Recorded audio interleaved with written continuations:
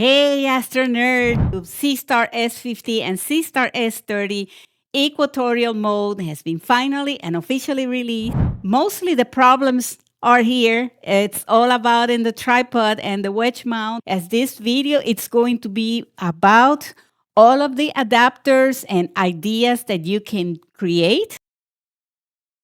The screw on the base for the Seestar is a 3/8 thread. Normally, there's two sizes, it's a quarter or 3/8. The quarter, it seems to be a little bit more common. This is just a regular ball head, which I will talk about this too. What you are going to need, at the very least, quick release mount plate, and this is something that needs to be very tight and secure as the Seestar weighs 6 pounds. I have a lot of experience for balancing big telescopes of over 30 pounds.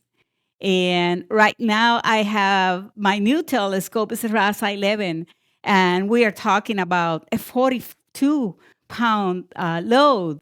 And still I have been able to do polar alignment, meridian flip, and everything with them. It all goes back to the specifications, and we are going to talk about that, especially on the ball head mounts, that it's okay. I use them with much heavier gear than this. Thing you need to figure out is on your little plate, which thread do you have here, and normally it's going to be the quarter inch. But if you don't have that, there is a very easy solution that you can get it at Amazon. I just got mine. And ta-da! These are adapters that we can use on the instead of the quarter inch.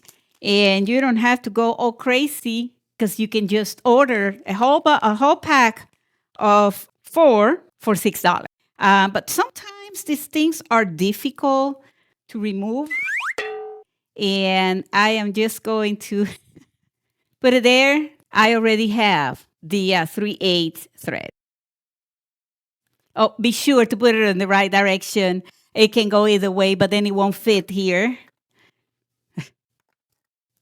These are little things that can drive us crazy for a while. Now, we need to be sure, we're going to talk about this, to put this in the right direction because the power button needs to go up facing south. Oh, yes, that is one of the main problems that everybody's having right now as I'm seeing people asking questions. Problem number 1 solved. Your little quick release plate has to be in the right position. And remember, you are going to have the on and off button pointing up, not to the side.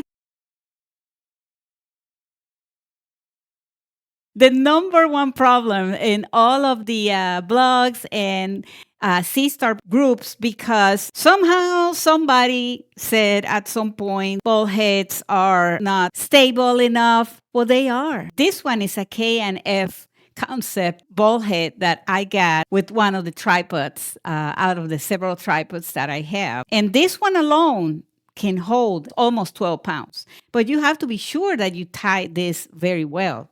This is a Radiant 61 lens telescope, little telescope. It's pretty heavy. And this one was attached to my Nikon 7500 camera.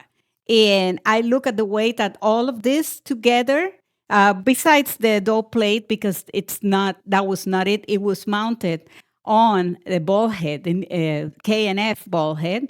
And this one right here, it's over 7 pounds. And look, as long as you have everything very tight in place and you have whatever the knob is to adjust the ball head and you have that tight, it's going to work.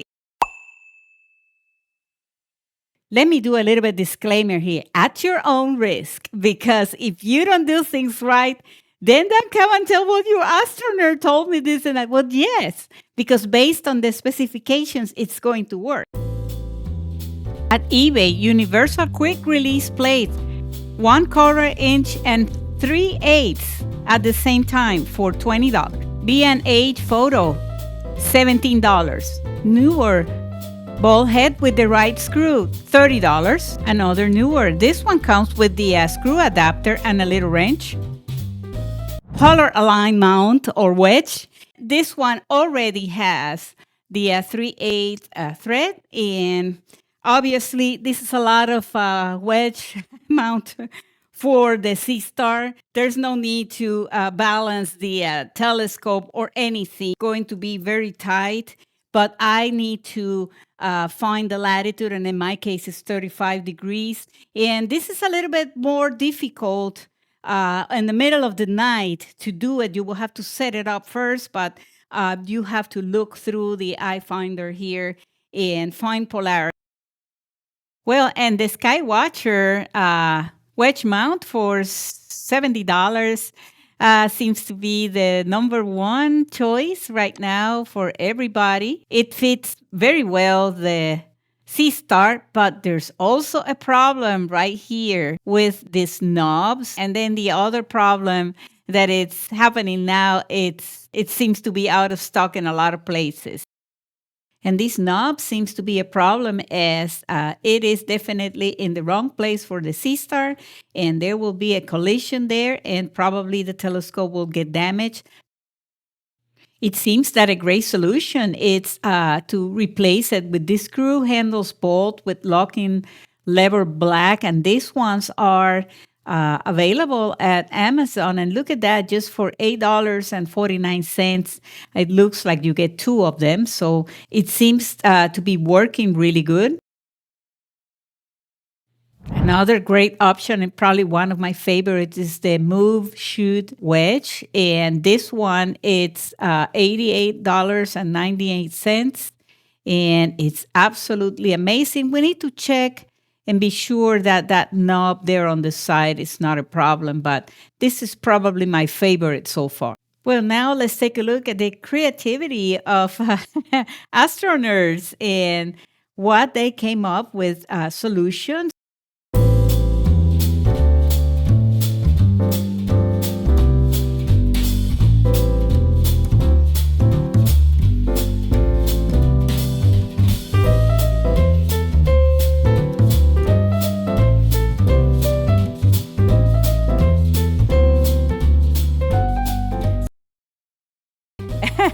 And do a test here with the Seestar using a ball head.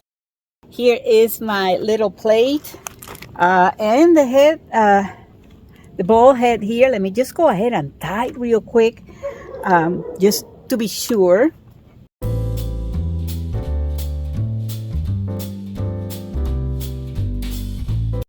Based on my experience here, especially with the dwarf telescope that I use the same tripod. Now we know it's way lighter than this one, but this is more or less, I think it needs to go a little bit lower. So always be very careful when you are using any attachment. I know Polaris is somewhere here, I can't see it.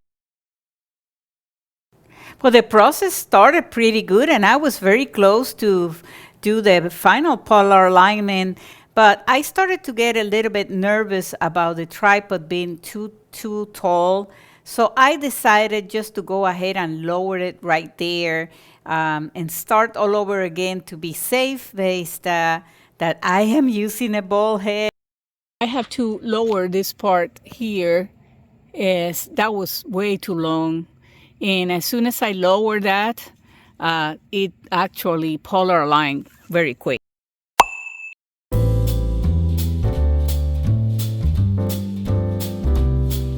Oh my God, look at that. I got it. Lots of clouds were coming and bad scene conditions, so I decided to go ahead and look for a target.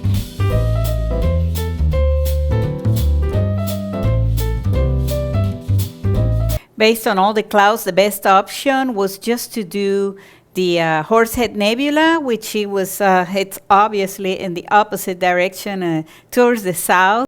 So I sent the telescope there, and right now it's doing the calibration. And little by little, it started finding it and doing all the adjustments. And this was been more and more real, and there it is. It already found it, and I can't believe it. Oh my God. On the first try using a ball head. So here we are.